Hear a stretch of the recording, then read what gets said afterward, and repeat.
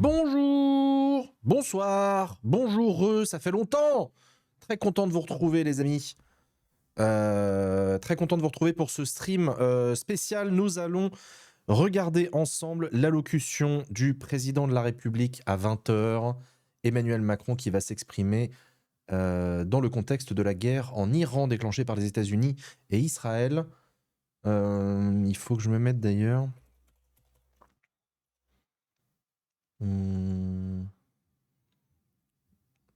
Est-ce qu'on a une diffusion programmée quelque part?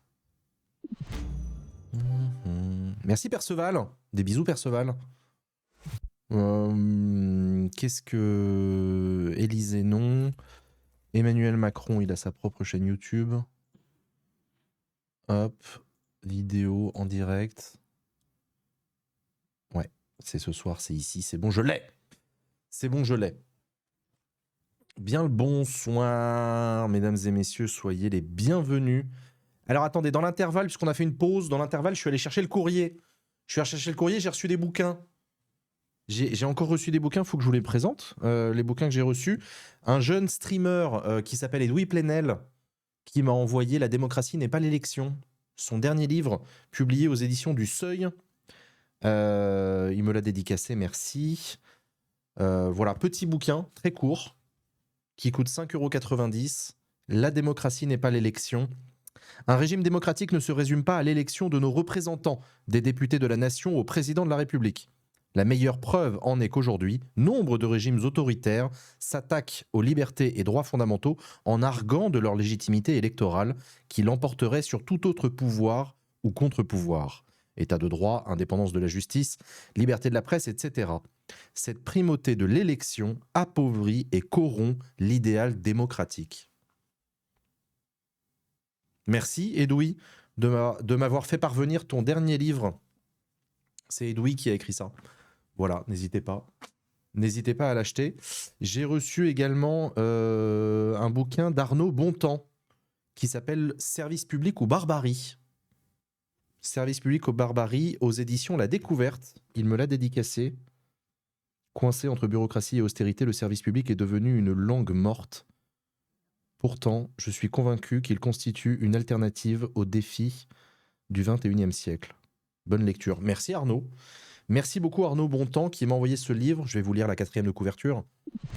Merci Arjet Sky. Merci beaucoup. Quelle est cette nouvelle barbarie qui se déchaîne dans le monde? Partout, les gouvernements autoritaires taillent dans les services publics et sapent la démocratie. En France, leur affaiblissement nourrit la défiance et fracture la société. Prisonnière du mythe de l'âge d'or, l'idée de service public semble épuisée. On aurait tout dit, tout essayé. Et si c'était l'inverse? Et si le service public constituait une réponse majeure aux crises écologiques, démocratiques et sociales de notre siècle? Depuis l'intérieur de l'État, Arnaud Bontemps analyse la dérive austéritaire et bureaucratique en cours. Il montre que le service public incarne un véritable projet de société, prendre collectivement en main nos besoins essentiels pour les soustraire à la logique du marché et en garantir l'accès à chacune et chacun. Croisant lutte collective, sciences sociales et expérience des institutions, ce livre manifeste appelle à un triple renversement, sortir de l'obéissance, répondre aux besoins, rendre le pouvoir aux citoyens. Arnaud Bontemps, Service public ou barbarie aux éditions La Découverte. Arnaud Bontemps, il est haut fonctionnaire, il a travaillé au contrôle du bon usage de l'argent public au département de la Seine-Saint-Denis et à l'assurance maladie. Fondateur du collectif Nos Services Publics, il est aujourd'hui co-porte-parole. Eh ben très cool. Super bouquin aux éditions La Découverte, il coûte 17,50 €. N'hésitez pas à l'offrir à vos êtres aimés. Et ensuite, alors je suis très content, Margot Turca, vous l'avez déjà rencontrée sur ma chaîne, Margot Turca. Elle était dans l'émission qu'on a faite avec la Fondation pour la recherche médicale, une émission qu'on avait consacrée à l'AVC, l'accident vasculaire cérébral. On a fait une émission complète et Margot Turca, elle était sur le plateau et elle était patiente témoin puisqu'elle a été victime d'un AVC relativement jeune, hein, avant l'âge de 40 ans. Et Margot Turca, elle en a sorti une BD qui s'appelle Mon petit AVC. Mon petit AVC, elle me l'a envoyé, merci Margot, aux éditions Larousse. Et c'est une BD témoignage dans laquelle elle raconte ce qu'elle a traversé, comment elle l'a traversé. Margot a 33 ans, elle est jeune maman et croque la vie à pleines dents, mais le 17 novembre 2018, l'AVC entre dans sa vie. Ce jour-là, tout s'enchaîne. Les secours, l'arrivée aux urgences, une IRM et le verdict tombe. Accident vasculaire cérébral, un caillot obstrue une artère de son cerveau. Passé le choc de l'annonce et l'acceptation du handicap, Margot prend les crayons pour laisser une trace et partager son vécu. Avec force, sincérité et humour, elle nous raconte son chemin de résilience. Les séquelles, la rééducation et les rencontres aussi bouleversantes qu'amusantes. Elle ne cache pas non plus qu'il faut apprendre à vivre avec le regard des autres et faire face aux interrogations sur l'avenir. Margot Turca livre un témoignage qui nous sensibilise avec honnêteté et légèreté à l'AVC, encore mal connu du grand public, et nous prouve qu'il est loin d'être une fatalité chez les jeunes comme chez les moins jeunes. Très très cool. Merci beaucoup Petit Fou. Merci beaucoup Petit Fou pour ton resub. Donc voilà, ça s'appelle Mon petit AVC de Margot Turca aux éditions Larousse. Je vais le lire avec grand plaisir. Je suis très content qu'elle me l'ait envoyé. Et elle en a sorti un deuxième de livre sur le même sujet qui s'appelle Ça me prend la tête. Merci Camille44. Ça me prend la tête. Et c'est sur le même sujet. Une nouvelle BD qu'elle a sortie un peu après. Donc voilà, n'hésitez pas à découvrir les deux, c'est chez Larousse. Et n'hésitez pas à regarder l'émission qu'on a faite, elle est sur la chaîne YouTube. Elle est sur ma chaîne YouTube de Replay, mais elle est aussi sur la chaîne YouTube de la Fondation pour la recherche médicale. Une émission qui s'appelle Checkpoint, qui a lieu sur ma chaîne, sur Twitch. On fait ça tous les 2 mois et demi, 3 mois, avec la FRM. Et voilà. Et ben voilà, donc ça c'était les bouquins que j'ai reçus aujourd'hui par la poste, enfin que j'ai reçus aujourd'hui, depuis la dernière fois que j'étais pas allé les chercher. Donc voilà, voilà. Et donc bienvenue à vous, si vous nous rejoignez évidemment, on reprend le stream ce soir en prévision de l'allocution du président de la République, Emmanuel Macron, qui va s'adresser aux Français. À vous du coup, enfin oui du coup c'est ça.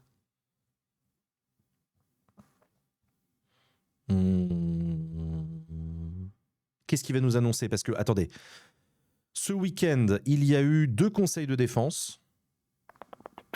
Le niveau d'alerte de la France a été augmenté dans la région près de l'Iran pour protéger les ressortissants français. J'ai vu que le porte-avions Charles de Gaulle était mobilisé en Méditerranée. Que faut-il s'attendre de cette allocution? C'est une bonne question que tu poses. J'essaye de réfléchir.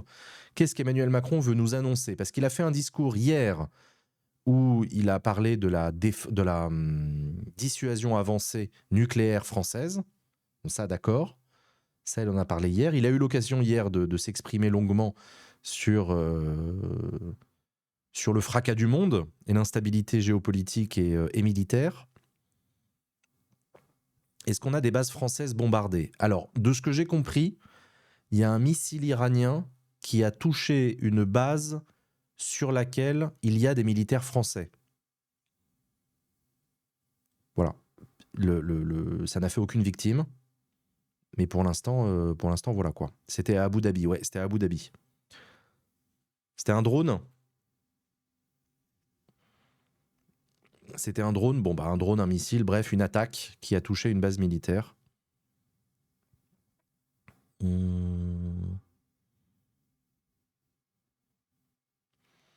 Est-ce que les Émirats Arabes Unis ont sollicité l'assistance de la France? Je crois pas. Je crois pas. J'en ai pas entendu parler, en tout cas, c'est possible, mais j'en ai pas entendu parler. Ce qui est sûr, c'est qu'en France, les partis politiques ont été plusieurs à réclamer d'être reçus par Emmanuel Macron. Voilà, les partis politiques ont voulu être entendus par Emmanuel Macron. Il y a la France Insoumise qui a demandé l'organisation d'un débat à l'Assemblée avant toute prise de décision. Tout ça, ce sont des possibilités qui ne font pas partie des obligations du chef de l'État. Le chef de l'État, chef des armées, peut prendre des décisions sans consulter les partis politiques.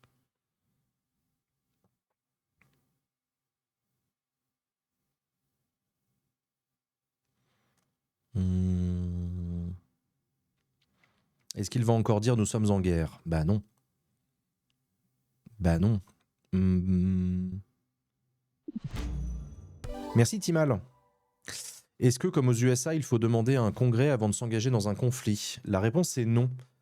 En France, le chef de l'État a la possibilité de prendre des décisions très rapidement, pour agir très rapidement. C'est ce qui s'était passé au Mali notamment, je m'en souviens. Il a l'obligation de faire une adresse aux Français, une allocution. Ça, c'est prévu par la Constitution. Et l'Assemblée nationale ne se prononce que dans les 15 jours, je crois. Je vais essayer de te retrouver l'article.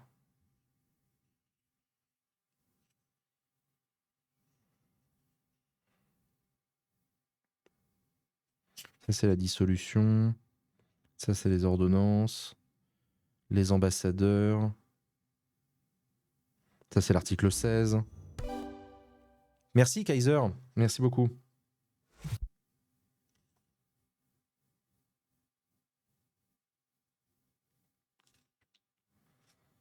Je sais plus où c'est. Je sais plus quel est l'article de la Constitution qui prévoit ça.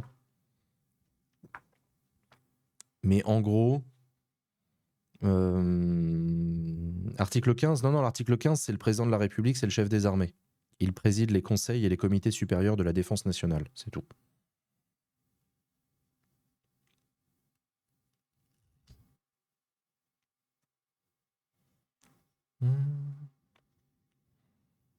Est-ce qu'il y a un monde où Macron peut rester président à cause de la guerre? Alors, ça dépend ce que tu appelles la guerre. Pour que des élections présidentielles soient décalées dans le temps, il faut qu'on ait une guerre sur le sol français. Une guerre qui soit de nature à empêcher la tenue de l'élection. Le fait que la France participe à un effort de guerre ailleurs dans le monde n'empêche pas du tout d'organiser des élections en France.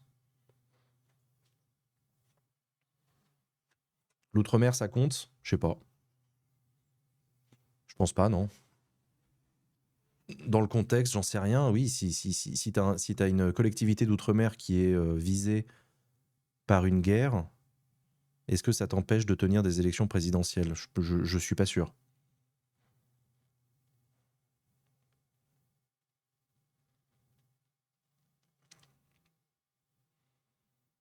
Si le président meurt aussi, est-ce que ça décale les élections? Bah, ça les avance. Oui, du coup, oui, on fait des élections anticipées. Ce qui s'était passé avec Pompidou. À la mort de Pompidou.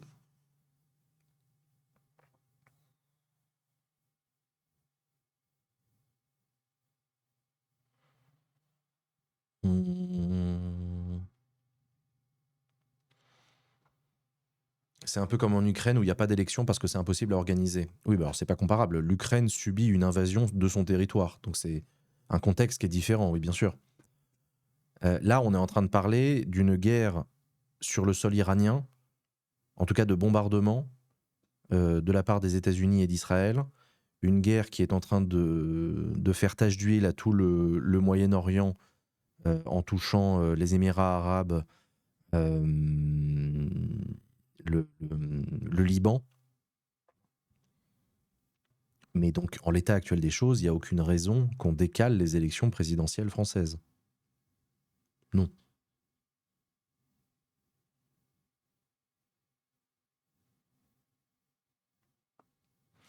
Macron gagnerait tellement dans mon estime en faisant une Chirac avec l'Irak. Bah, sauf que au moment de l'Irak en 2003, les États-Unis ont sollicité le soutien du Conseil de sécurité. Là, les Américains, ils ont sollicité que dalle. Ils ont même envoyé Melania Trump présider une séance du Conseil de sécurité. C'est dire l'importance qu'ils y accordent. Donc non, Macron, enfin, on sait que Macron n'est pas aligné sur les États-Unis, ça c'est sûr. Macron n'est pas aligné sur Donald Trump, de la même manière que Chirac n'était pas aligné sur Bush.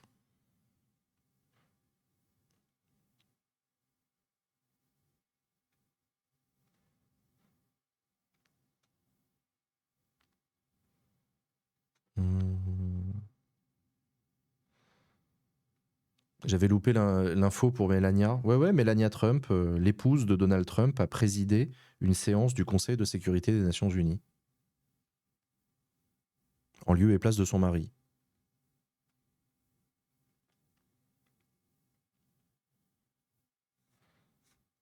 Donc voilà, ce qui s'est passé en 2003, c'est que les États-Unis ont sollicité le soutien du Conseil de sécurité et que la France a refusé. Mais là, on n'est pas du tout dans un contexte similaire. L'attaque a déjà eu lieu. Enfin, on est en plein dedans.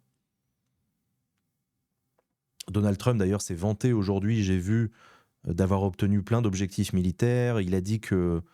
Alors, ça ne veut pas dire que c'est vrai, hein, mais il a dit que l'Iran n'avait plus de marine, que l'Iran n'avait plus d'aviation, et que tout avait été détruit. Fin de citation.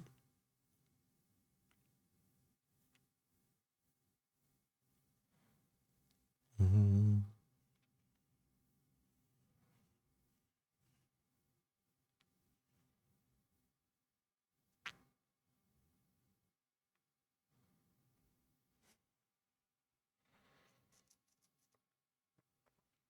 Qu'est-ce que va annoncer Macron, à ton avis ?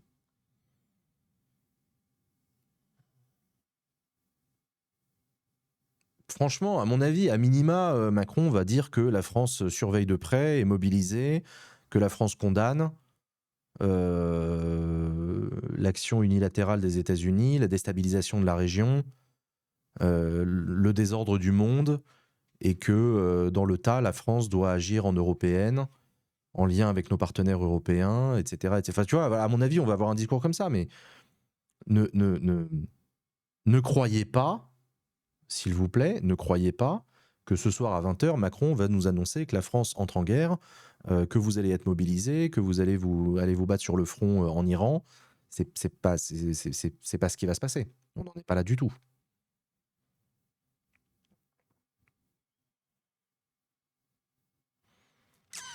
Est-ce que ça justifie une allocution ? Mais ça, c'est Macron qui décide. Hein.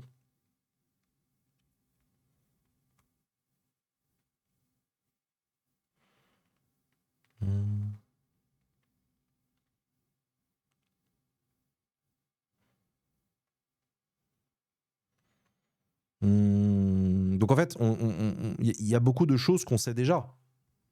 Moi, je m'attends pas à ce que ce soir, Macron nous annonce un truc nouveau, enfin, de nature à créer un effet phénoménal et tout. Non, enfin, il y a déjà eu des conseils de sécurité qui se sont réunis. La France a d'ores et déjà s'est déjà exprimée par la voix de Jean-Noël Barrot. Macron s'est déjà exprimé hier sur la dissuasion nucléaire. Voilà quoi.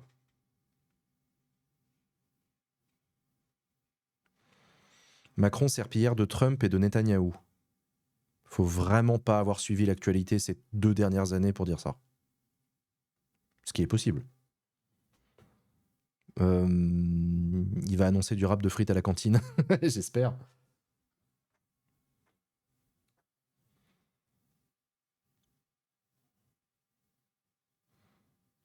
On est tous hantés par les allocutions pendant le Covid. Oui, les allocutions pendant le Covid, il y avait des annonces. Il y avait des annonces, c'est-à-dire que on était pendu aux lèvres de Macron pour savoir si on allait être confiné, pas confiné, etc.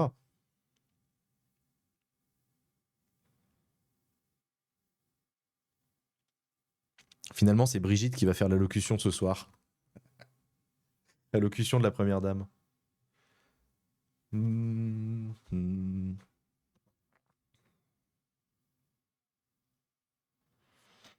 Macron va annoncer le début de la conscription militaire. Non. Pareil, non. Ça, c'est un vieux fantasme. Est-ce qu'il y aura une révision du budget ? Ah, ça, c'est une bonne question. Allez, est-ce qu'on rouvre un volet de négociation budgétaire ? Non, en vrai, un budget rectificatif en cours d'année pour soutenir un éventuel effort militaire. Mais attends, parce que pour soutenir un effort militaire, il faudrait que Macron annonce ce soir un engagement de troupes français important.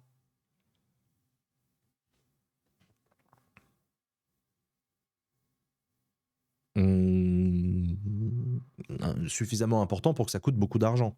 Et que donc on ait besoin de débloquer des crédits.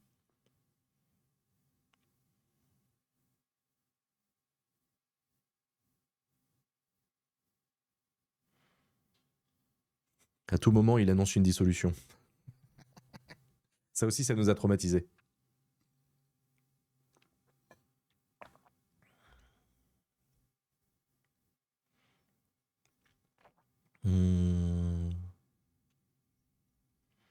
Pourquoi la France devrait s'engager?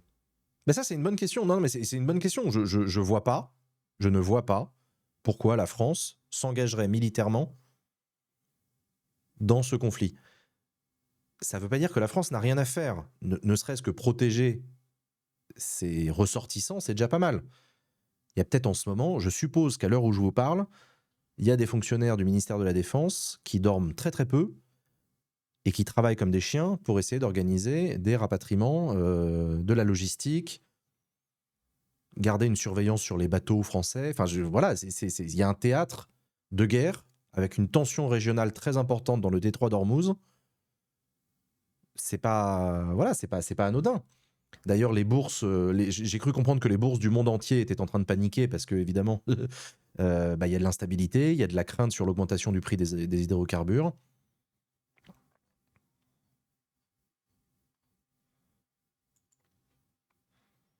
Il y a 40 bateaux français qui sont bloqués dans le détroit. Et ben ça, je ne savais pas, tu vois. Merci, Luta d'ici. Donc oui, 40 bateaux français bloqués. Ça veut dire que tu as une cellule de crise. On est en lien avec CMA, CGM, avec les armateurs, etc., en train de faire le point pour voir s'il y a à protéger, s'il y a un risque, lequel, comment, faire du renseignement, se coordonner, etc. Donc tout ça, je veux dire, il y a du travail. Mais c'est pas parce qu'il y a du travail qu'il y a une mobilisation massive de centaines, voire de milliers de militaires français qui vont se rendre sur le terrain.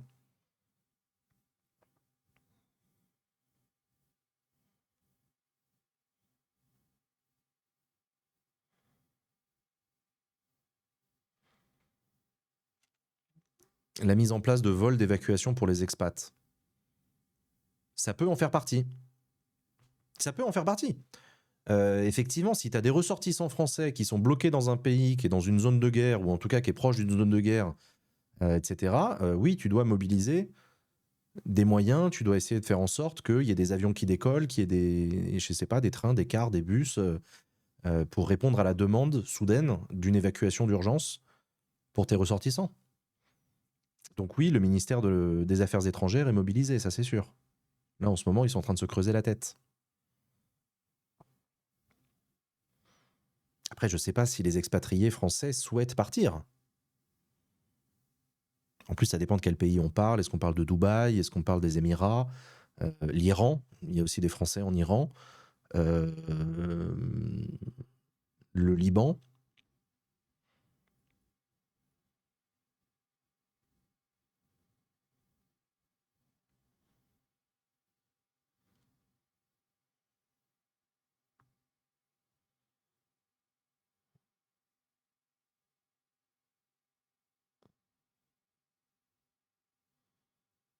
Hmm.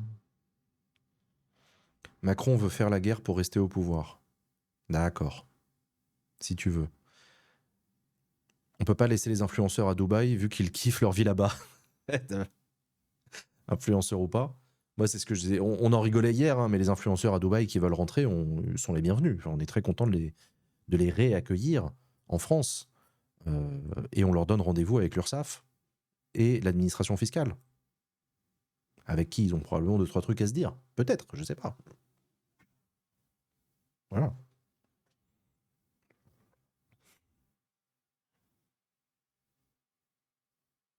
Mais derrière la blagounette sur les influenceurs à Dubaï, il faudrait pas qu'on soit aveugle au fait qu'il y a aussi des expats qui sont dans une zone de guerre ou dans une situation potentiellement humanitaire grave. Donc c'est très rigolo de faire des blagues sur les influenceurs à Dubaï. Moi, je suis le premier, j'ai très envie. Mais disons que c'est pas le centre du sujet, quoi. Il se passe des choses graves par ailleurs. Et il y a probablement des Français, des familles, des expatriés à protéger, quoi. Des touristes aussi, oui, des touristes, oui, oui. Mmh.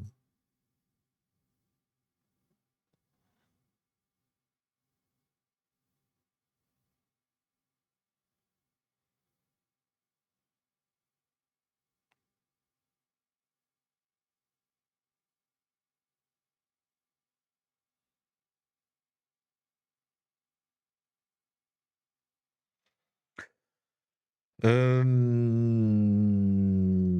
Donc voilà, écoutez, je sais pas, c'est une question ouverte. Qu'est-ce qu'Emmanuel Macron va dire ce soir? Est-ce qu'il veut alerter les Français sur la gravité de la situation?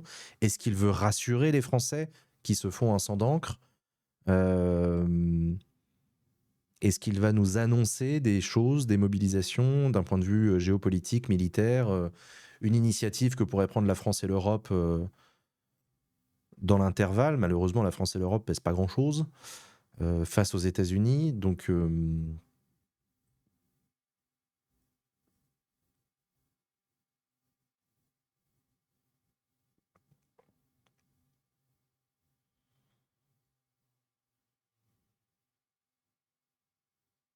annoncer un référendum?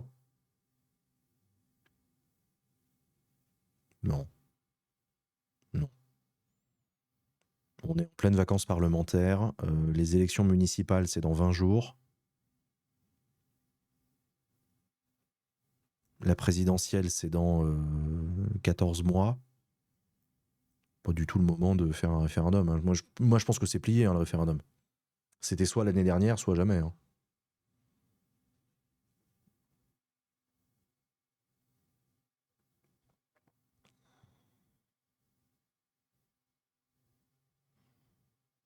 Mmh.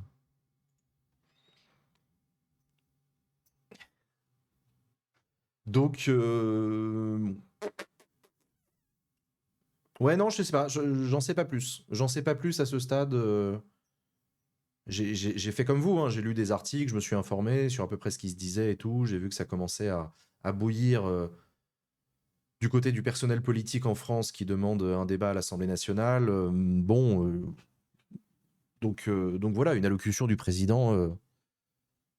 Est-ce que ça va mettre tout le monde d'équerre? Je pense pas. De toute façon, la situation va pas se calmer juste parce que Macron parle. Euh, Merci Talion. Merci. Donc ouais, non. Merci Gobek.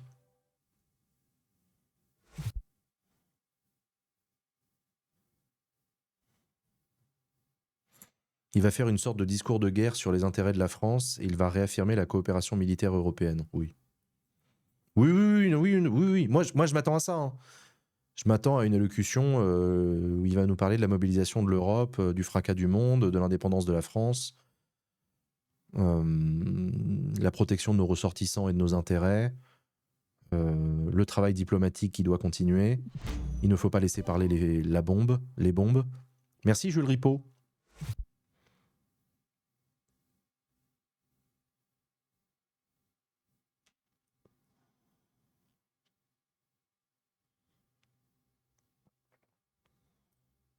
Penses-tu qu'il va parler du service militaire? Non, c'est pas le sujet.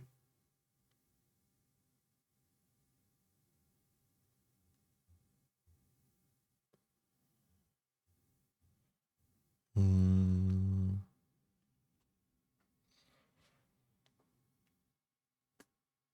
Je sais pas à quel point il va rentrer dans le détail vis-à-vis de la Chine aussi, qui a intérêt à avoir accès aux ressources pétrolières dans la région. Le risque d'une crise financière, peut-être?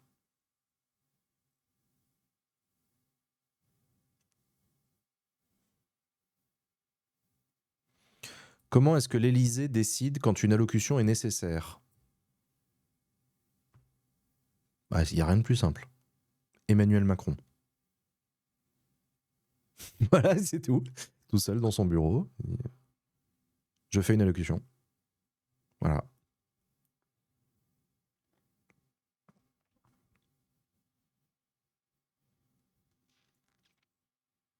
Parfois, il y a la Constitution qui prévoit des allocutions obligatoires sur certains trucs, sur la dissolution, etc.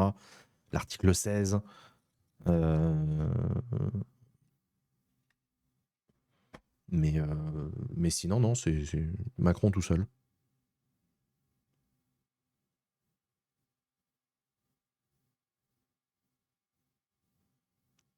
La preuve, Hollande, il avait fait une allocution pour annoncer sa non-candidature. Ouais, c'est vrai. François Hollande avait fait une allocution présidentielle pour annoncer qu'il ne se représenterait pas à l'élection présidentielle de 2017. Voilà, c'était le message. On avait dit d'accord. Ça nous paraissait évident. J'étais en stream d'ailleurs à l'époque. Hein.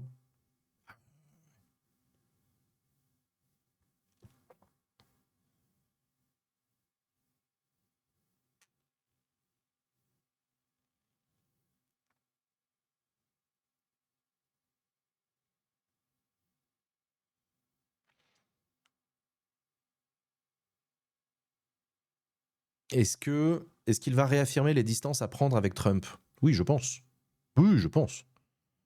Bah là, typiquement, enfin, je veux dire, une décision unilatérale de Donald Trump d'attaquer l'Iran sans en référer un quart de seconde aux institutions internationales pour en discuter, ne serait-ce qu'en discuter. Enfin, je veux dire, ça a déjà été condamné par Jean-Noël Barrot, hein, ça me paraît assez évident. La France condamne la décision unilatérale de Donald Trump d'aller faire le cow-boy tout seul, quoi. Toi, pour le coup, c'est pas très compliqué.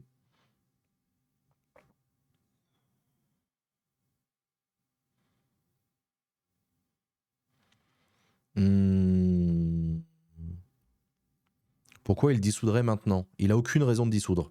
Vraiment. Là, la dissolution, vraiment, hein, la dissolution, faut oublier. Hein, ça n'arrivera pas. Macron n'en a aucune envie. Je crois qu'il a été vacciné la dernière fois, il a compris. Même dommage qu'il ait essayé, mais ça, c'est son problème. Non, non.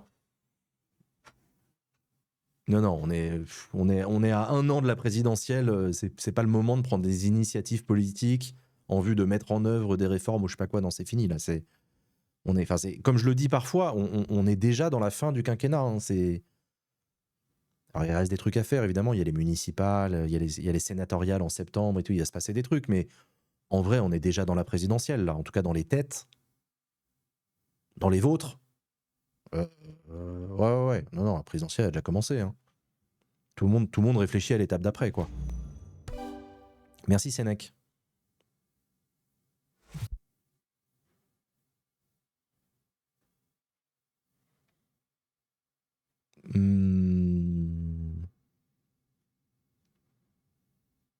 C'est quand le premier tour de la présidentielle? Avril, fin avril, début mai 2027.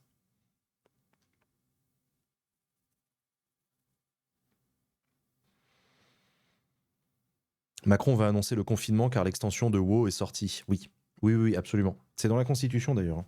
C'est dans la Constitution. Hein. Confinement à chaque sortie d'extension de WoW afin de permettre au peuple français de PEX en toute sérénité. En tout cas, ce sera dans ma Constitution.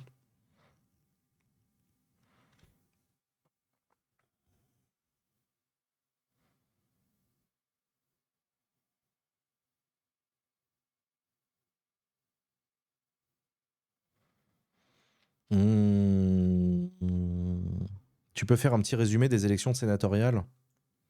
On aura le temps d'ici au sénatorial que je vous en reparle si vous voulez, mais les sénateurs sont élus tous les 3 ans à l'occasion d'une élection sénatoriale. On ne renouvelle que la moitié du Sénat à chaque fois. C'est un renouvellement par moitié. Les sénateurs sont élus pour 3 ans et surtout les sénateurs, ils sont élus dans les départements par les grands électeurs que sont notamment les maires. Voilà. Le gros du bataillon des électeurs, des sénateurs, ce sont les maires. Ce qui veut dire que les élections municipales ont un impact sur les élections sénatoriales. Si, on verra, évidemment vous allez le suivre en direct sur ma chaîne Twitch, les résultats des élections municipales vont nous donner une couleur, une teinte sur les dynamiques politiques et on va retrouver les mêmes teintes dans les élections sénatoriales. Ce qui est normal puisque c'est les maires qui viennent d'être élus qui vont être amenés à voter. Donc si l'extrême droite fait une percée dans les municipales, ils feront une percée dans les sénatoriales en septembre. C'est logique. Après, on verra la mesure de la percée, machin.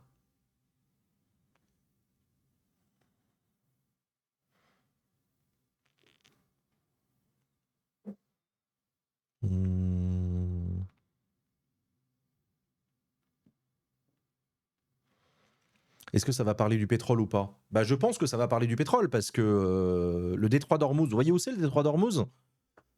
La corne du Yémen, là.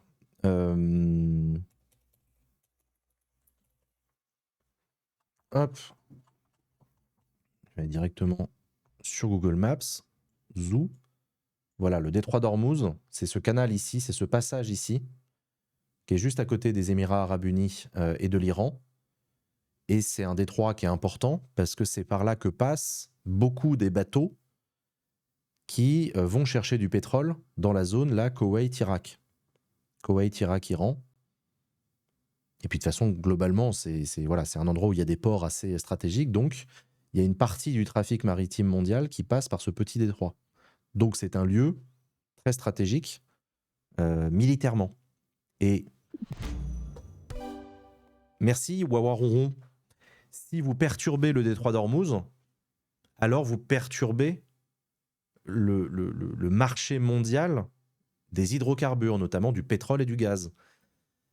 Et ça se ressent directement sur les places boursières, où il y a des fluctuations des prix très importantes, avec potentiellement des augmentations du prix, si jamais les investisseurs anticipent une raréfaction du pétrole et du gaz venus de cette région. Et ça peut déstabiliser des économies. Enfin, ça, je ne vais pas vous faire un dessin. L'augmentation du prix des hydrocarbures déstabilise les économies.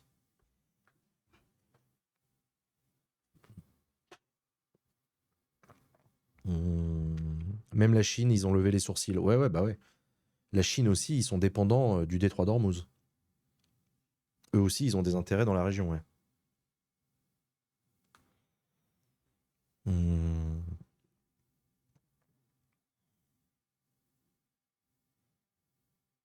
Donc le pétrole vénézuélien prend de la valeur. Mécaniquement, le pétrole vénézuélien devient plus intéressant. Après, j'ai appris que le pétrole vénézuélien, au moment de l'attaque au Venezuela, à Caracas, j'ai appris que le pétrole vénézuélien, c'était un pétrole de très mauvaise qualité, qui demandait énormément de ressources de raffinage, et que du coup, il était cher, en fait. C'est pas un super pétrole, le pétrole vénézuélien. On peut quand même en faire quelque chose, mais ça demande de l'énergie. Ça demande beaucoup de travail.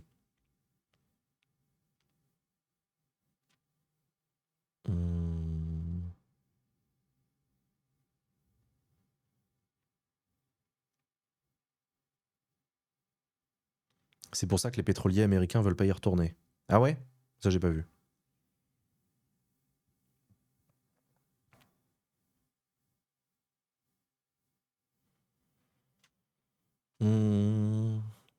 C'est pas de la mauvaise qualité, c'est juste du pétrole lourd, donc c'est pas la même utilité. Oui, non, effectivement, je suis allé un peu vite en parlant de qualité. C'est juste que son extraction, son transport et son raffinage demandent plus d'énergie et d'argent, en fait, que d'autres pétroles ailleurs sur la planète qui sont de bien meilleure qualité. Il faut que j'arrête d'utiliser le mot qualité, mais vous m'avez compris.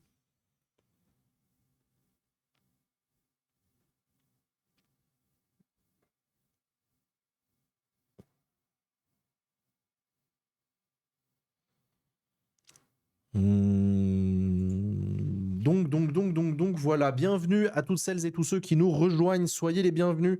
Mesdames et messieurs, nous allons suivre dans 10 minutes l'allocution du président de la République, Emmanuel Macron. Je dis ça pour ceux qui nous regardent en replay sur YouTube dans 2-3 ans et qui ont oublié qui était le président de la République avant Jordan Bardella.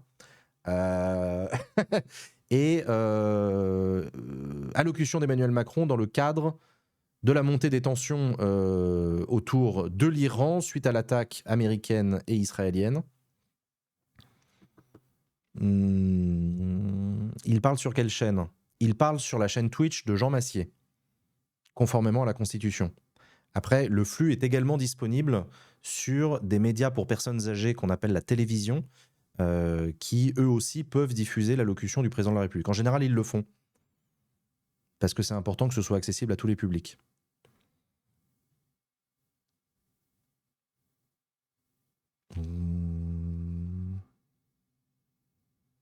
On leur donne l'autorisation. Oui, je leur donne l'autorisation. Je cède les droits. Je cède les droits de diffusion aux chaînes télé. Parce que ça me paraît important que mes grands-parents aient accès eux aussi à une allocution du président de la République.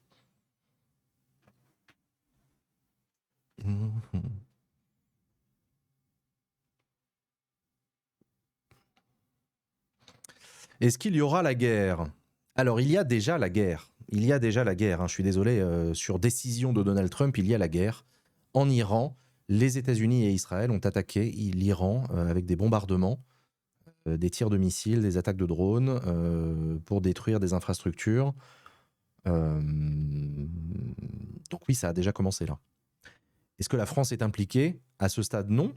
La France ne participe pas à cette guerre. La France condamne cette guerre et cette décision unilatérale des Américains. Est-ce que pour autant la France n'a rien à faire, rien à dire? Non. D'où l'allocution de ce soir du président de la République qui va nous en dire plus.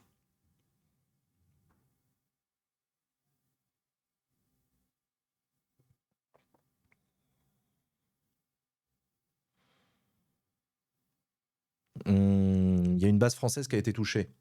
Il y a une base militaire sur laquelle il y a des militaires français qui a été touchée par une attaque de drone iranienne. Et l'attaque n'a fait aucune victime. Je ne suis pas expert militaire, je ne suis pas stratège militaire, je ne suis même pas bon à StarCraft 2, mais je pense que ce n'est pas de nature à engager la France dans un conflit.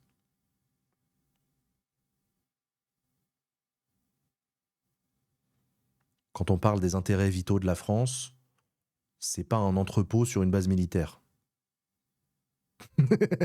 Bon, ouais, non, on n'y est pas.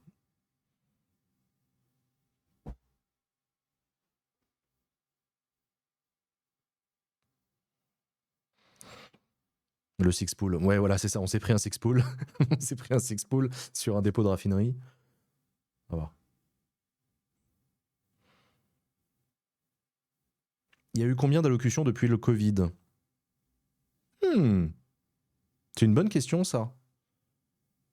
Bah, il y a les allocutions du 31 décembre pour nous dire bonne année. Il y a l'allocution fameuse de 2024 pour dissoudre l'Assemblée, alors que personne ne l'avait demandé. Il y a, je sais pas, il y a quoi d'autre comme allocution du président de la République? Ah, il y a peut-être eu Notre-Dame de Paris, les JO, Cocorico, vive la France.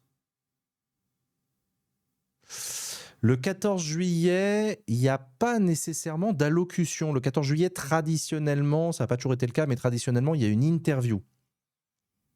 Ça n'a pas toujours été respecté, notamment par Emmanuel Macron, mais il y avait une tradition qui voulait que TF1 et France 2 fassent une interview après le défilé militaire du chef de l'État. Et la tradition voulait que cette interview concerne surtout les enjeux militaires et internationaux. 14 juillet, défilé militaire, chef des armées. Il y avait une espèce de cohérence éditoriale. Bon, la réalité, c'est que les journalistes, ces petits fanfrelins, ils posaient quand même des petites questions intérieures au président de la République. Ils avaient bien raison. Voilà.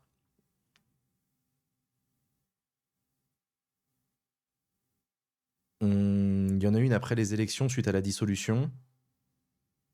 Ah ouais, il avait fait une allocution après les... Ah ouais, t'as peut-être raison. Le 7 octobre 2023, c'est possible. Tout ça pour dire quoi? Tout ça pour dire qu'Emmanuel Macron, c'est le président de la République qui a le plus fait usage de l'allocution télévisée. Avant, il y en avait des fameuses, il y en avait des médiocres, mais Emmanuel Macron, c'est clairement celui, au moment du Covid, qui a inventé une nouvelle méthodologie de communication directe du président de la République avec les Français via l'exercice de l'allocution. J'attire votre attention sur le fait que l'allocution, c'est pratique. Hein? Il n'y a pas de journaliste. Il n'y a pas de questions qui fâchent. C'est un face cam. Il n'y a pas de chat. Et en plus, il y a la solennité.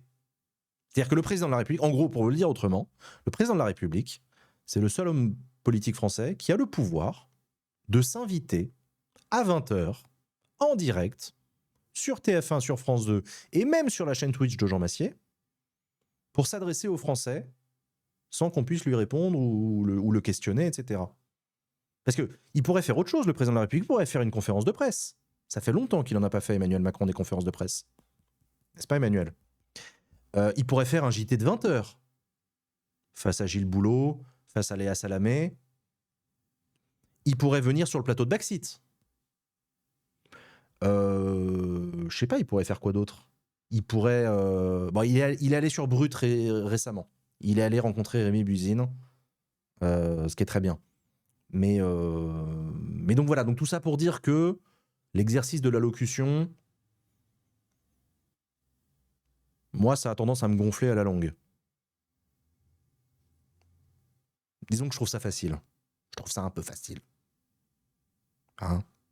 Le truc très gaulien, là, de je m'adresse aux Français, machin, oui, ça va, ça va. Est-ce que c'est en direct ou préenregistré? C'est préenregistré. C'est préenregistré dans l'après-midi.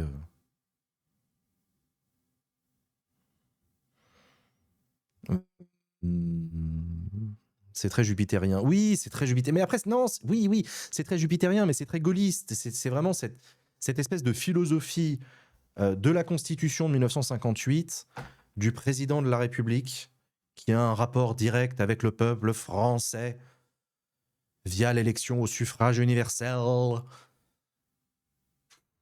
Ça me gonfle.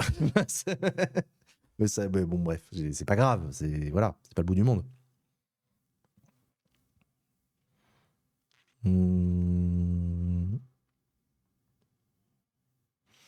C'est même pas en direct. Est-ce qu'il peut le modifier? J'ai rarement vu... Alors, techniquement, il n'y a pas de règle. C'est-à-dire que le président de la République peut faire une allocution avec des cuts. Il peut même faire du jump cut, s'il veut, comme sur YouTube à l'ancienne. YouTube 2012, tu vois, tac, tac, tac, tac, tac. Il peut même faire des zooms dans la caméra. Il pourrait nous mettre des petites illustrations rigolotes. Bon, il choisit de pas le faire.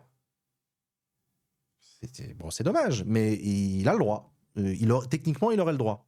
Alors, je suis méchant parce que quand je dis qu'il fait pas de montage, pendant le Covid, rappelez-vous, les allocutions pendant le Covid, il y avait des illustrations sur le côté. En mode YouTube, hein. En mode vulgarisateur, le confinement, l'autorisation qu'il faut signer de la main là pour dire que je m'autorise à sortir de chez moi, les gestes barrières, tout ça, il y avait des petits icônes sur le côté. Ah non, c'était les années... non, c'était moderne. Hein. Mais là, ce soir, je vous annonce, là, ce soir, ça va être veste noire, cravate noire, regard cam, froideur jupitérienne. Le chef des armées s'adresse à la populace. Bon.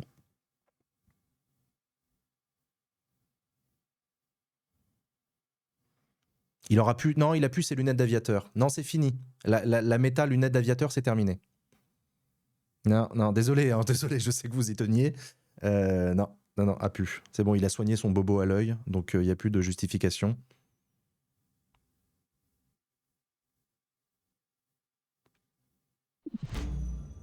Merci, Rehabfield. Merci beaucoup pour ton resub. Merci, Commander. Est-ce que tu penses que cette allocution a un rapport avec sa venue sur l'île Longue? Oui, hier sur l'île Longue à Brest, Emmanuel Macron a fait une allocution, un discours que j'ai streamé d'ailleurs, au cours duquel il a adressé la question de la dissuasion nucléaire française. Évidemment, il ne l'a pas fait n'importe quand. Macron, il n'est pas con. Il sait bien que c'est un peu le moment pour annoncer des choses nouvelles en la matière, quoi. Il est 20h, mais ça n'a pas encore commencé chez moi. J'attends comme vous, hein, je suis dans l'expectative. J'attends le début de la diff sur la chaîne YouTube d'Emmanuel Macron. C'est bon, ça a commencé. Les États-Unis d'Amérique et Israël ont initié contre l'Iran. Elle s'étend à présent dans la région et emporte de graves conséquences pour la paix et la sécurité de tous. La République islamique d'Iran porte la responsabilité première de cette situation. C'est elle qui a développé un programme nucléaire dangereux et des capacités balistiques inédites, qui a armé et financé des groupes terroristes dans les pays voisins, le Hezbollah au Liban, les Houthis au Yémen, les milices chiites en Irak, et qui a soutenu le Hamas et a toujours affirmé son objectif de détruire l'État d'Israël. C'est la République islamique d'Iran qui a une nouvelle fois, en janvier dernier, donné l'ordre de tirer sur son propre peuple. Compte tenu de tout cela et des négociations qui ne progressaient plus, les États-Unis d'Amérique et Israël ont décidé de lancer des opérations militaires. Elles ont été conduites en dehors du droit international, ce que nous ne pouvons pas approuver. Il reste que l'histoire ne pleure jamais les bourreaux de leur peuple et aucun ne sera regretté. Une nouvelle situation est en train d'apparaître. Les frappes devraient continuer dans les prochains jours pour affaiblir l'Iran et détruire ses capacités de riposte. Et en représailles, les frappes de l'Iran dans toute la région devraient alors se poursuivre. Dans ce contexte, avec l'Allemagne et le Royaume-Uni, nous avons clairement dit qu'un arrêt au plus vite des frappes est souhaitable et qu'une paix durable dans la région ne se fera que par la reprise de négociations diplomatiques. Et je veux ici aussi former le vœu pour le peuple iranien qu'il puisse lui-même librement décider de son destin. Face à cette guerre en train de s'étendre et dont nul ne sait dire aujourd'hui le terme, ma responsabilité est d'agir pour protéger notre pays, garantir la sécurité de nos compatriotes et défendre l'intérêt national. Nous avons renforcé la sécurité de nos bases militaires dans la région. 2 d'entre elles ont subi des frappes limitées, ayant causé des dégâts matériels. Et je veux redire ici mon soutien, ma confiance à l'ensemble de nos forces armées. Nous avons aussi renforcé la sécurité de nos ambassades et de nos intérêts présents dans ces pays. Et je demeure particulièrement vigilant sur ce point. Près de 400 000 de nos compatriotes sont présents dans la région, soit comme résidents, soit de passage. Nous sommes en train d'organiser, en bon ordre, le rapatriement de nos concitoyens qui le souhaitent, en commençant par les plus vulnérables. 2 premiers vols seront à Paris dès ce soir. Je sais l'angoisse, l'impatience qui existe, mais je veux ici vous dire que les équipes sont pleinement mobilisées dans les pays concernés comme à Paris pour organiser les retours dans les meilleures conditions. Et vous continuerez d'être informés en temps réel. Nous veillons évidemment à la sécurité sur le sol national aussi. À ma demande, le gouvernement a renforcé le dispositif de protection militaire Sentinelle et la vigilance autour des lieux et des personnes les plus exposées. Ensuite, au-delà de ces éléments de sécurité premiers pour nos compatriotes, nos bases, nos emprises, nous devons être aux côtés de nos amis, de nos alliés de la région, pour leur sécurité et pour leur intégrité territoriale. C'est en effet notre responsabilité, elle est strictement défensive, elle vise à protéger et à restaurer le plus vite possible la paix. Il en va de la crédibilité de la France, d'être ce partenaire de confiance qui honore ses engagements, surtout dans ces temps troublés. Nous avons des accords de défense qui nous lient avec le Qatar, le Koweït et les Émirats arabes unis. Ces derniers sont tout particulièrement ciblés et nous leur devons solidarité. Nous sommes aussi liés par des engagements solides avec la Jordanie et l'Irak, et notamment là-bas nos alliés kurdes.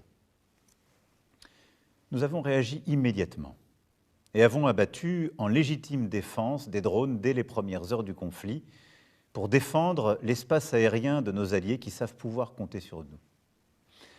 En plus des moyens déjà présents, des Rafales, des systèmes de défense antiaérienne et de radars aéroportés ont été déployés ces dernières heures. Et nous continuerons autant que de besoin cet effort. Chypre, membre de l'Union européenne, pays avec lequel nous venons de signer un partenariat stratégique, a été frappé également ces derniers jours. Ceci requiert notre soutien. C'est pourquoi j'ai décidé l'envoi, là aussi, de moyens de défense antiaérienne supplémentaires et d'une frégate française, le Languedoc, qui arrivera au large de Chypre dès ce soir. Nous assurons par ailleurs une coordination étroite avec nos alliés, nos partenaires européens, en premier lieu nos amis grecs, afin que cet effort en Méditerranée orientale soit consolidé par les nations volontaires. Depuis ces dernières heures, la guerre s'étend au Liban, à partir duquel le Hezbollah a commis la faute majeure de frapper Israël et de mettre les Libanais en danger. Israël serait en train de décider une opération terrestre. Ce serait là aussi une escalade dangereuse et une erreur stratégique. Le Hezbollah doit impérativement cesser toute frappe. Et j'appelle Israël à respecter le territoire libanais et son intégrité. Enfin, nous avons des intérêts économiques à préserver car les prix du pétrole, les prix du gaz, la situation du commerce international sont profondément perturbés par cette guerre. Aujourd'hui, le détroit d'Ormuz est de fait fermé. Et c'est par ce détroit que transitent environ 20% du pétrole et du gaz naturel liquéfié dans le monde. Le canal de Suez, la mer Rouge sont aussi sous tension et menacés. Nous sommes à l'initiative pour bâtir une coalition afin de réunir les moyens, y compris militaires, pour reprendre et sécuriser le trafic dans ces voies maritimes essentielles à l'économie mondiale. C'est d'ailleurs ce que nous avons su faire il y a plusieurs mois en mer Rouge. C'est ce que nous devons faire aujourd'hui là-bas. Face à cette situation instable, aux incertitudes des jours à venir, j'ai donné ordre que le porte-avions Charles de Gaulle, ses moyens aériens, son escorte de frégates, fassent route vers la Méditerranée. Mes chers compatriotes, je voulais ce soir vous rendre compte de la situation et de nos actions. Beaucoup de choses sont encore instables, mais la France demeure une puissance qui protège les siens, une puissance attachée à la paix, fiable, prévisible et déterminée. Vive la République, vive la France. Quoi, c'est tout? Ah, petit travelling sur le palais de l'Élysée. Ok, maintenant c'est un travelling, avant c'était une image fixe. C'est tout ce qu'on aura ce soir, hein. Profitez bien. Hein. On se fait chier, il n'y a même pas de musique. C'est bon, c'est fini? Ouais, c'est fini. C'est vachement rapide. Putain, la vache. C'était vachement rapide.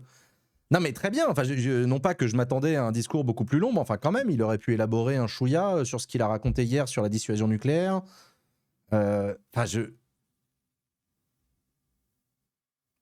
Enfin, on est d'accord. On est d'accord qu'on vient d'assister à une vidéo YouTube d'explication, de pédagogie sur ce qui se passe. D'accord. Dont acte. Formidable. Mais enfin, je veux dire, non pas que je sois déçu, mais je suis surpris parce qu'on a connu... Moi, je le connais, mon Macron. Hein, je le connais, mon Macron. Il est plutôt du genre à épiloguer sur la question de l'unité européenne, du droit international qu'il faut respecter et le retour au dialogue. Là, j'ai l'impression qu'il nous a expédié ça en une phrase en disant les négociations doivent reprendre. D'accord. Dont acte. Bon, non, ouais, je sais pas. Je sais pas. En vrai, je suis surpris. Je sais pas, je m'attendais à un Macron présidentiel. Pas Macron youtubeur, tu vois. Beaucoup de respect pour les youtubeurs. Hein. J'en suis un moi-même. Je respecte. Mais comment tu veux que je fasse des abonnés sur ma chaîne Twitch avec ça, moi? Moi, j'ai rien à analyser, là. Qu'est-ce que vous voulez que je... On n'a rien appris de nouveau, on le savait déjà. Enfin, je dis on, il fallait lire les journaux et savoir un petit peu ce qui se passait, mais... non, voilà, mais je sais pas, il a rien dit. Il a rien dit. Go rewind. Non, on va pas rewind ce truc-là. Non, c'est une allocution qui va disparaître dans les limbes des allocutions aux F tiers, quoi. Désolé, je viens d'arriver, on n'est pas en guerre. Non, on n'est pas en guerre. Non, ah, là, carrément pas, non. Non, non. Je sais pas.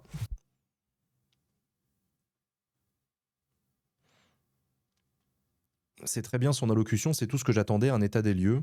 Que voulez-vous qu'il fasse d'autre? La situation n'est franchement pas au blabla. Oui, je vois ce que tu veux dire. Non, mais je vois ce que tu veux dire. Mais en fait, non, mais pour être très sincère avec toi, l'état des lieux, je l'attends pas de la bouche du président de la République. L'état des lieux, je l'attends de la part de Jean-Noël Barrot, voilà, ça très bien. Je l'attends de la part je sais pas, des médias qui font leur travail en faisant des sujets au journal de 20h, en te montrant des cartes, etc. Ça c'est... Oui, l'état des lieux, oui. Mais qu'un président de la République prenne la peine de faire une allocution à 20h pour faire un état des lieux, je suis très dubitatif.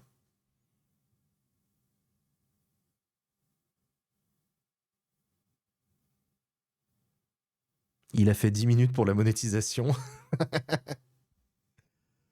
Non, ou alors c'est moi qui m'excite tout seul dans mon coin, mais la réalité c'est que c'est la nouvelle méta et que c'est comme ça, et on a un président de la République qui nous fait des états des lieux. Bah pourquoi pas? Non mais à la limite, pourquoi pas? Vous voyez, je me posais la question à haute voix avant le début de l'émission, avant le début de l'allocution, pardon. Je me demandais si Macron allait être de nature à nous mobiliser, à nous rassurer. Je savais pas trop. Là, j'ai l'impression qu'il a cherché à rassurer. Alors, il n'a pas utilisé des mots graves en disant nous ne sommes pas en danger directement, machin et tout. Non, mais il a simplement fait un état des lieux pour dire bah voilà ce qui se passe, voilà comment ça marche. Voilà où on en est. Il n'a pas épilogué du tout. Il a très très peu détaillé ce qu'il disait.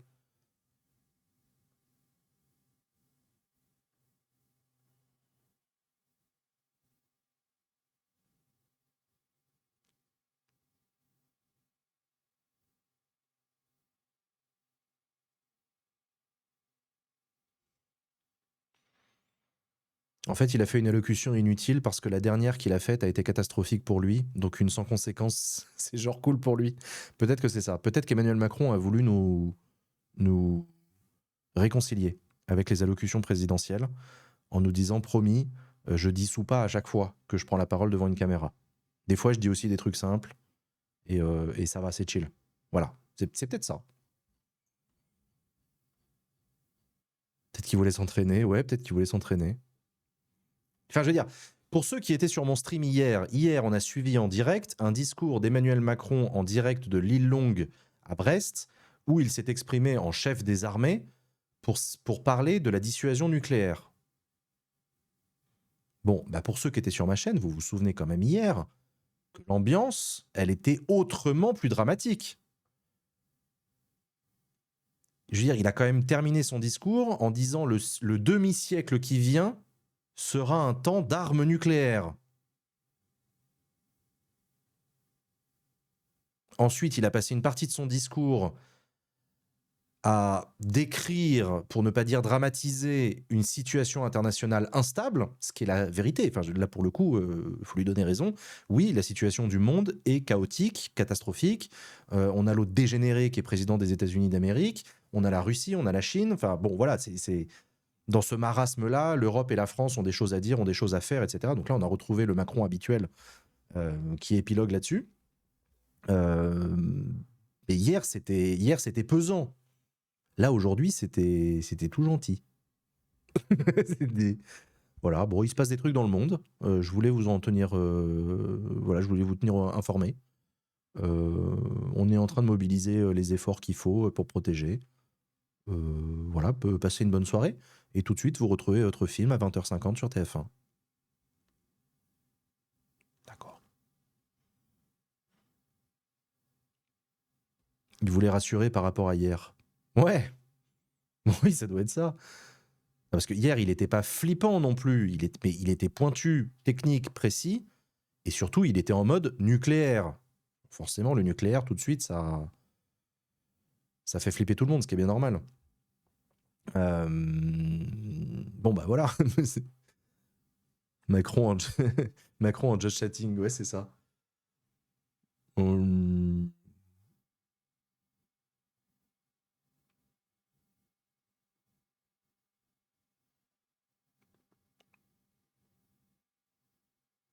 J'ai sorti le popcorn pour rien. Merci Nat Fischer. Demain, il fera 12 degrés à Quimper.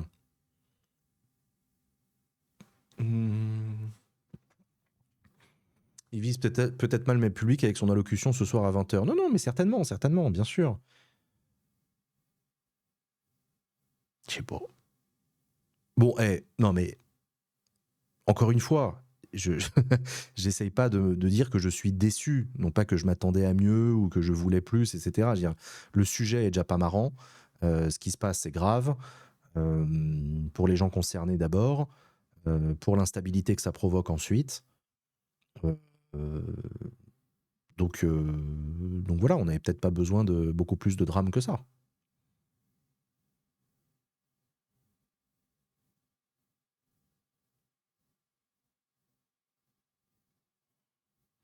Quelqu'un sait si Macron a touché le CNC Talent pour cette vidéo? Ouais. Bah, bah, comme d'habitude, moi j'aimerais bien qu'il y ait une conférence de presse qui soit organisée, quoi. Je trouve que ça fait longtemps qu'Emmanuel Macron n'a pas répondu à une conférence de presse. Avec des journalistes qui posent des questions. Pas juste un discours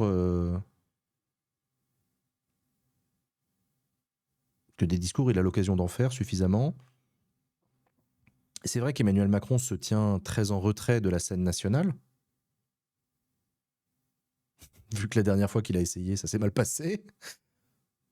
Est-ce qu'il peut refuser une conférence de presse? C'est pas seulement qu'il peut refuser une conférence de presse, c'est qu'il est seul à décider d'en faire une ou pas. C'est lui qui choisit s'il veut faire une conférence de presse.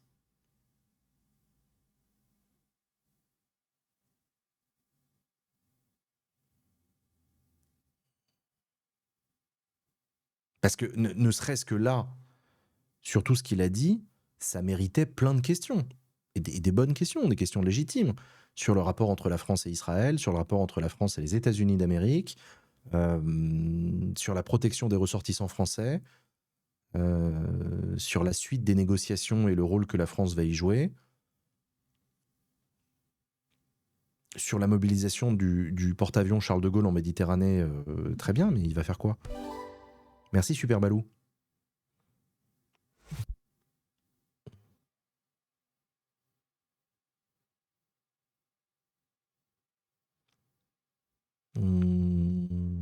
Il a dit que ça allait protéger Chypre. Très bien. Oui, oui, bien sûr. Pourquoi pas? Enfin, j'attendais plus de précision quand même. D'autant qu'encore une fois, j'ai été habitué à en avoir davantage de la part d'Emmanuel Macron. Qui a même été critiqué. Je vous rappelle que par le passé, il a même été critiqué pour en dire trop dans ses allocutions. Rentrer trop dans le détail, se permettre de prendre des initiatives qui ne relèvent pas de sa responsabilité, etc. Ça, je l'ai déjà entendu.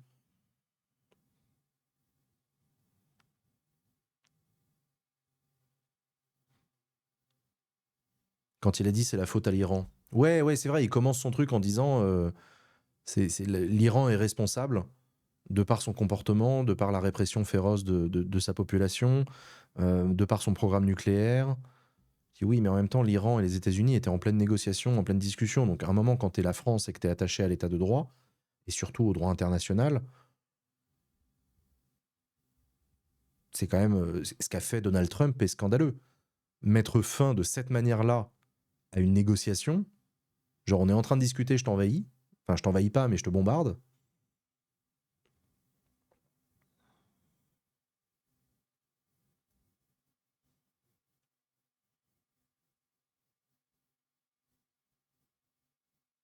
Hmm, ouais.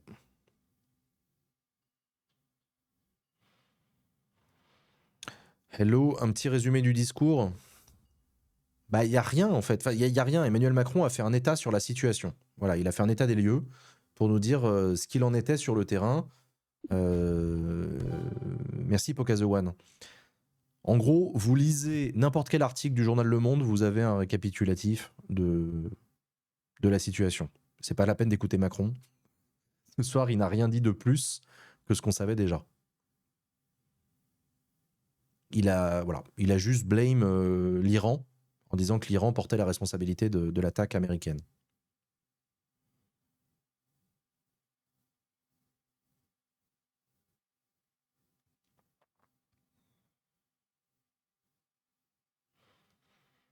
Euh,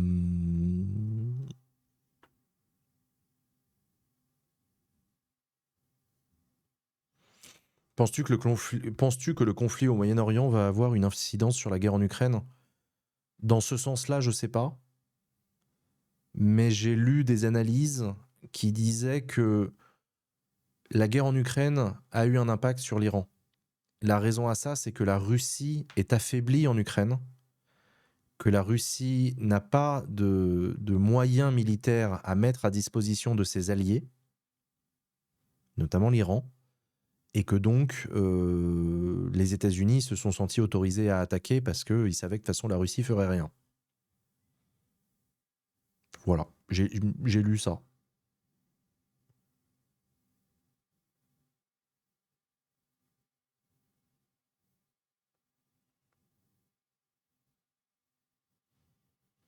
Il a quand même parlé du Charles de Gaulle, officiellement il n'allait pas en Méditerranée. Si, on l'a appris cet après-midi que le Charles de Gaulle était mobilisé pour aller en Méditerranée.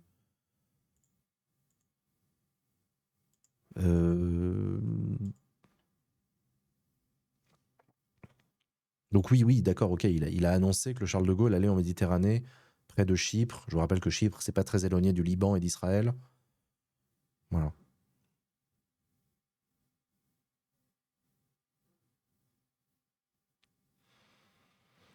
La Chine risque pas d'aider l'Iran.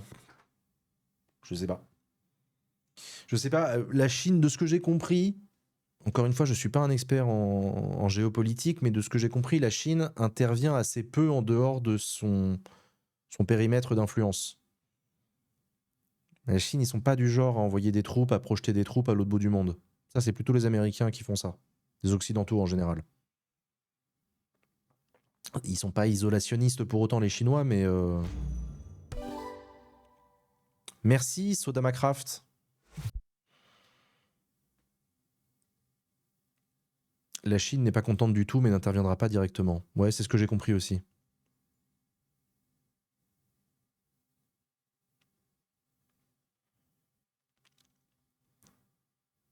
Dire que le Charles de Gaulle va en Méditerranée, c'est pas de la divulgation de renseignements militaires et donc de la haute trahison. Toi, tu veux envoyer Macron en prison, toi. Il est chef des armées, Macron. Il a le droit d'annoncer où va le Charles de Gaulle. De toutes les manières, un porte-avions, c'est pas discret. S'il y a bien un truc qui est public, c'est la position du Charles de Gaulle. c'est public de chez public. Les sous-marins, par contre, c'est secret. Ça, oui. Mais ça, c'est un peu le principe d'un sous-marin, tu vois. Mais les bateaux...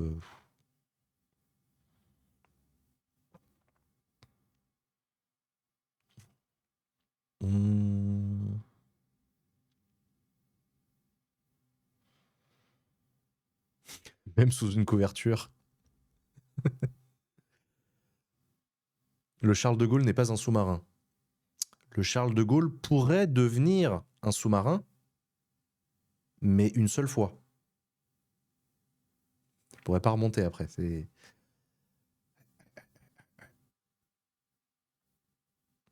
Comme dit le dicton, il y a plus d'avions sous l'eau que de sous-marins dans l'air. C'est des blagues de nerds. C'est des blagues de nerds de militaires un peu chelous qu'on peut lire sur Internet quand on traîne sur des forums bizarres.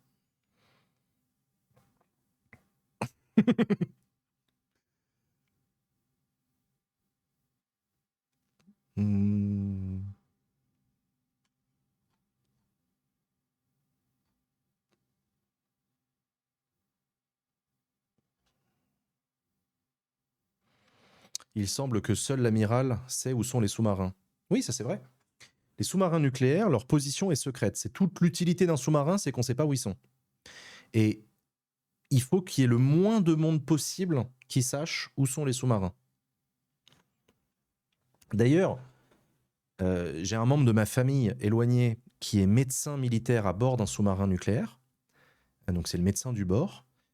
Et je lui ai demandé la dernière fois que je lui ai vu, je lui ai dit, mais toi, t'es le toubib, tu sais où est le sous-marin quand t'es dedans? Et il m'a répondu non. J'ai pas besoin de le savoir. Je sais pas où on est. Ça me regarde pas. Et en fait, il m'a dit que même les sous-mariniers qui s'occupent de la cartographie, même eux, ils savent pas précisément où ils sont.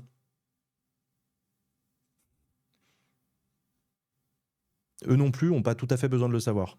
Il y a grosso modo que le commandant qui sait précisément où se trouve le sous-marin. Il n'y a que lui qui a l'info. Les autres n'ont pas besoin de le savoir, ça vous regarde pas. Ils sont sous l'eau. Ouais, ils sont sous l'eau, c'est tout ce qu'ils savent, on est sous l'eau. En même temps, ils pourraient ouvrir une fenêtre pour regarder quand même.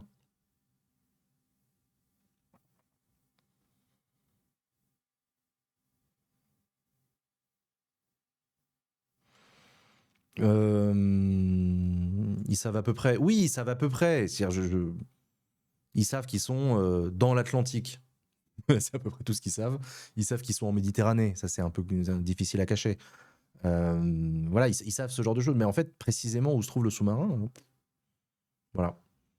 Et pareil à terre, donc, dans l'amirauté, dans les amiraux, etc., les gens qui dirigent la marine, il n'y a que très, très, très peu de personnes qui savent où sont les sous-marins qui sont dans l'eau.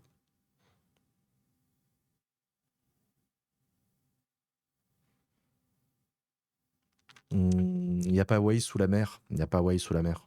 Ils ont des accidents avec des baleines.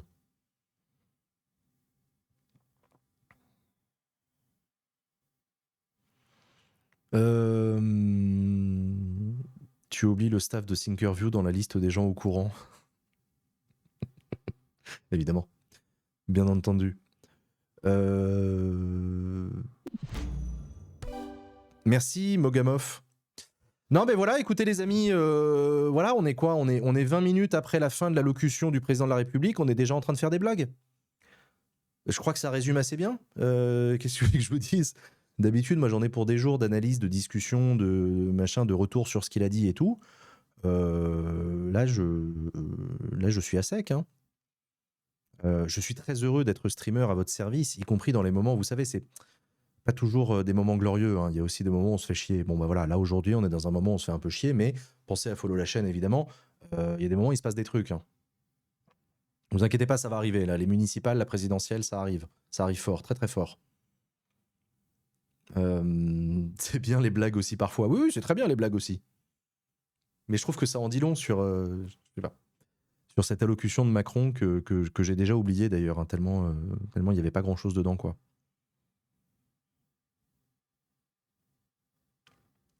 On ne sait pas ce qui se passe, mais dans le doute, c'est la faute à LFI. Oui, c'est ça. Oui, ça doit être la faute à LFI. D'une manière ou d'une autre. Mais il l'a même pas dit. Il l'a même pas dit.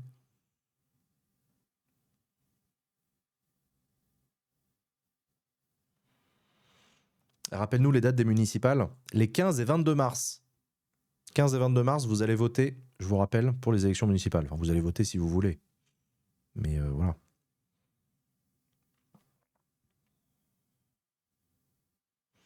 Tu penses pas que la France n'a aujourd'hui quasiment plus d'influence face aux États-Unis et à Israël, qui agissent seuls ou ensemble, bombardent des pays en invoquant différentes justifications et semblent se soucier assez peu du droit international et du droit de la guerre? Mais en fait, ça n'a pas changé. Pardon pour le reality check, mais la France ne pèse pas lourd face aux États-Unis d'Amérique. Ça fait un bout de temps maintenant qu'on le sait, qu'on le voit, qu'on le constate, que la France, bon, l'Europe, parfois, ça peut peser. Mais nous sommes une puissance moyenne, de portée globale. Mais je veux dire, en 2003, les États-Unis se sont assis sur le droit international pour envahir l'Irak. Hein. Que le fait que le grand Dominique de Villepin se soit opposé à cette aventure américaine n'a pas empêché les Américains de la faire quand même, cette aventure. Et pour Israël, c'est pareil. Israël, notamment le gouvernement d'extrême droite au pouvoir en Israël, fait ce qu'il veut, on n'a rien à foutre de la parole de la France.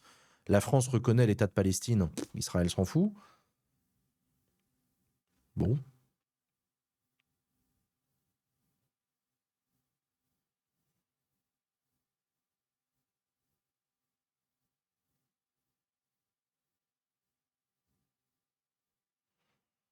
Hmm.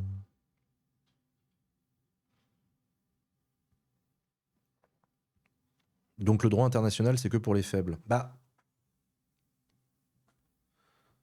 disons que c'était toute le. Enfin, après, moi, évidemment, je suis très attaché au droit international. C'est facile, je suis français et européen, donc évidemment, j'ai plutôt un tropisme favorable au droit international, avec un rapport de réel politique au droit international, en reconnaissant le fait qu'il existe des puissances dans le monde. Il existe une asymétrie des forces dans le monde. C'est faux de dire que tous les pays sont à égalité, qu'on se donne la main et que tous ensemble, on s'assoit autour du feu et on fait le conseil du village du monde. Non, en fait, c'est pas vrai. Il y a des rapports de force, il y a des puissances, il y a des intérêts, il y a des conflits,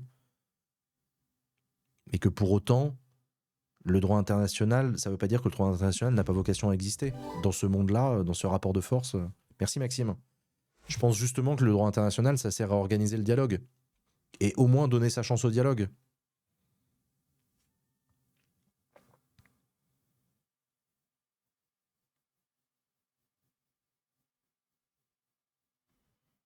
Hmm.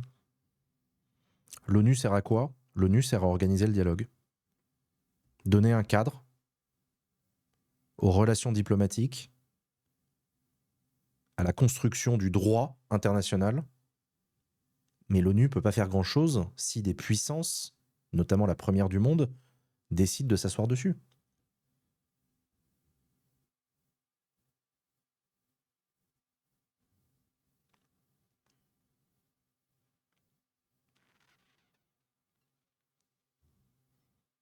Euh...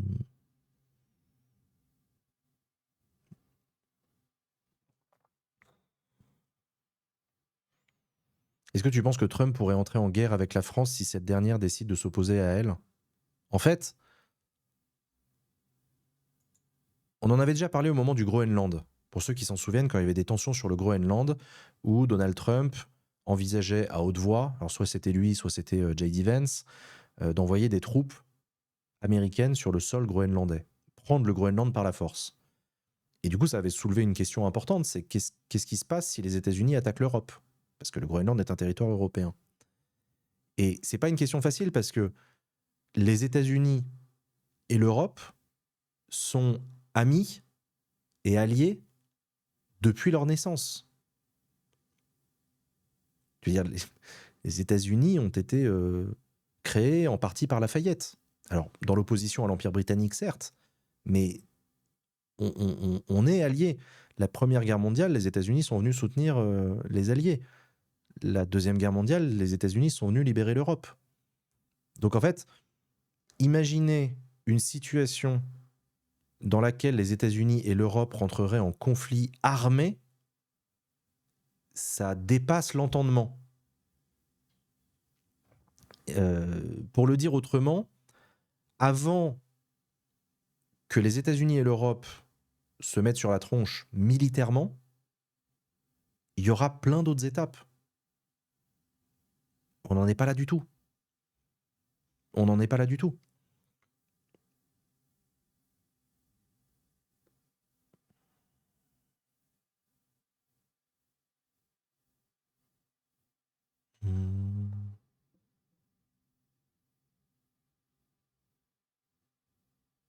Déjà les sanctions commerciales. Oui, déjà les sanctions commerciales, bien sûr. Déjà les sanctions commerciales.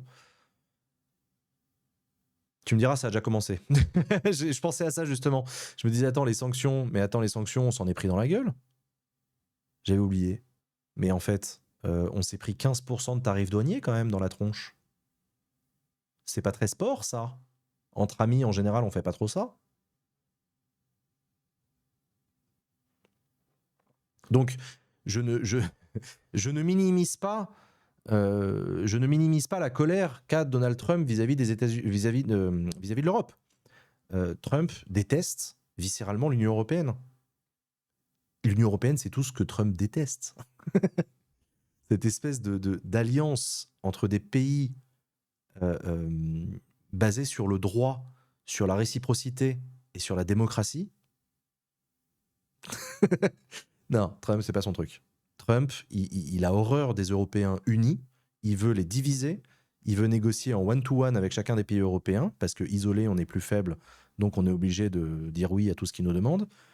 Donc voilà. Donc je suis pas en train de vous dire que tout se passe bien dans le meilleur des mondes dans la relation transatlantique. Mais je dis juste qu'un conflit armé, c'est encore très difficilement envisageable. Et pour vous rassurer, si jamais ça devait arriver, un conflit armé entre les États-Unis et l'Europe, l'Europe se fait plier en une demi-journée. En termes de puissance de feu, de capacité de projection, on ne fait pas le poids. Alors après, forcément, il y a la bombe nucléaire, évidemment. On pourra toujours balancer un missile nucléaire. Mais si vous mettez la bombe de côté, sur un combat conventionnel, et Dieu sait que j'aime le Rafale. Dieu sait que j'aime le Rafale. Super avion, j'adore. Ça, on va pas tenir longtemps.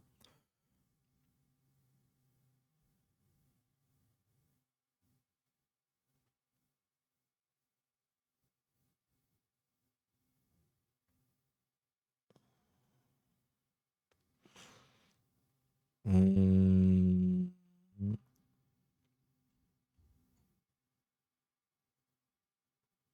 Le Vietnam aussi, ça n'a pas tenu une demi-journée. Ah non, mais on fera une résistance héroïque. On fera une résistance héroïque. Mais... ouais, non, je sais pas.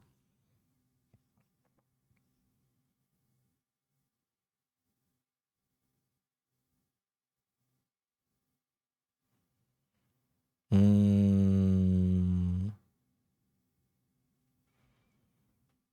Même si les Suisses nous soutiennent. Même si les Suisses nous soutiennent.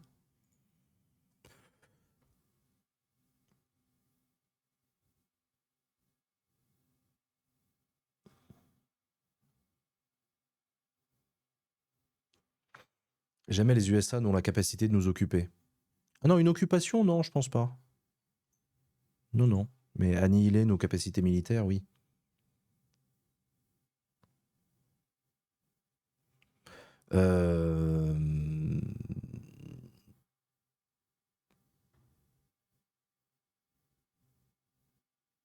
Si la guerre en Iran s'enlise, je me demande si Trump va appuyer sur le bouton nucléaire.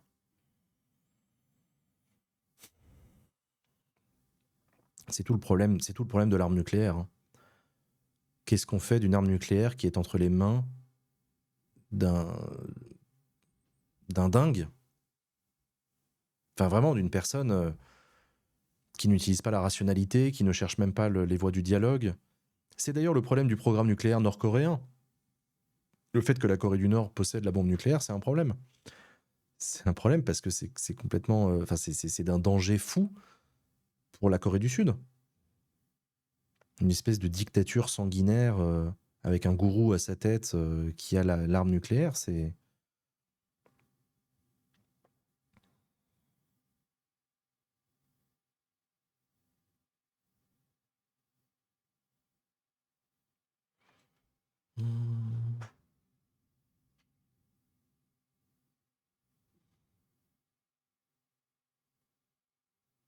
Il joue pas encore les gendarmes du monde. Non, c'est vrai, je te l'accorde. Non, je te l'accorde. C'est moins dangereux que Donald Trump, quoi. Mais d'ailleurs, bon, Donald Trump n'a pas besoin de la bombe nucléaire pour faire des folies. Hein. Il a des bombardiers B2, il a une logistique militaire phénoménale qui lui permet de faire ce qu'il est en train de faire en Iran.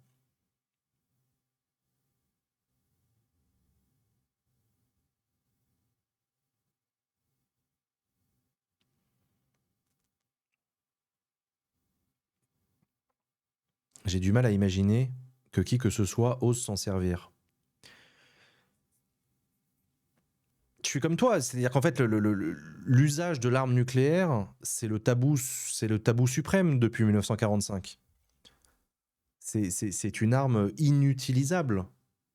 Le but de la dissuasion, en tout cas, je parle pour ce qui est de la France et de la doctrine française, c'est une arme strictement défensive, qui ne servira jamais à attaquer qui que ce soit, et dont le but est de ne jamais être utilisée. Il faut qu'elle existe pour qu'elle ne soit pas utilisée. C'est ça la philosophie qu'il y a derrière. Bon, mais une fois que j'ai dit ça, c'est pas parce que nous, les Français, on respecte une doctrine strictement défensive de dissuasion qu'il n'y a pas d'autres personnes à travers le monde qui se mettraient à en avoir un usage différent, quoi.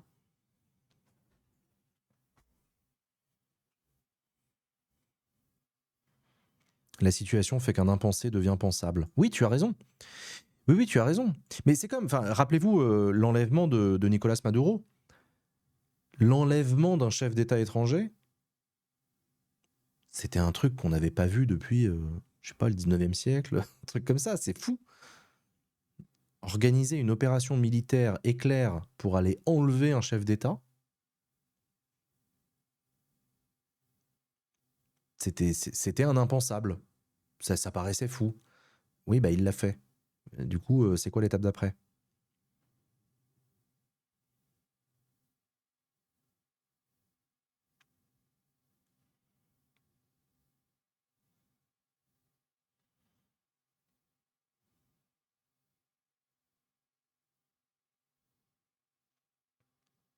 Hmm.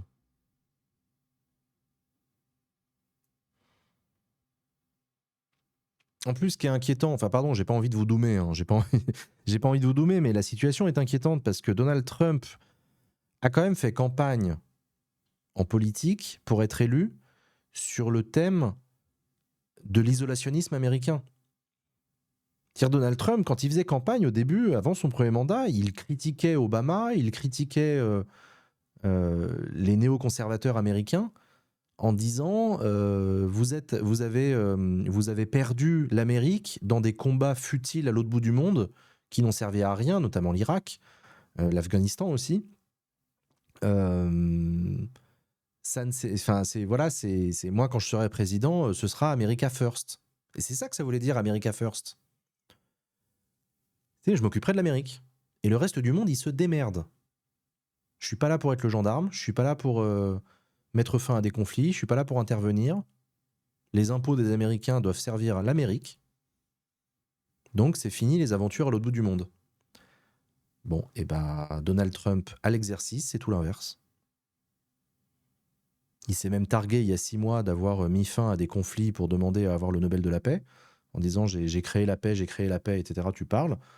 Il a enlevé Maduro. Là, il bombarde pour la deuxième fois en presque un an, en 6 mois, l'Iran. Donc en fait, il fait pire que les néoconservateurs américains, quoi. La seule différence, c'est qu'il ne met pas des troupes au sol. Pas encore.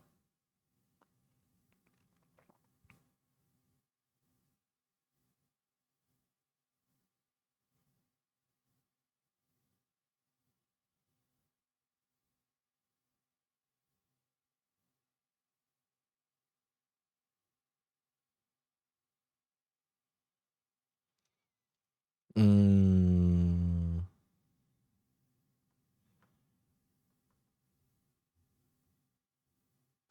C'est des bombes de paix et de liberté. Ouais, ouais, c'est ça, ouais. Il apporte la paix. Euh,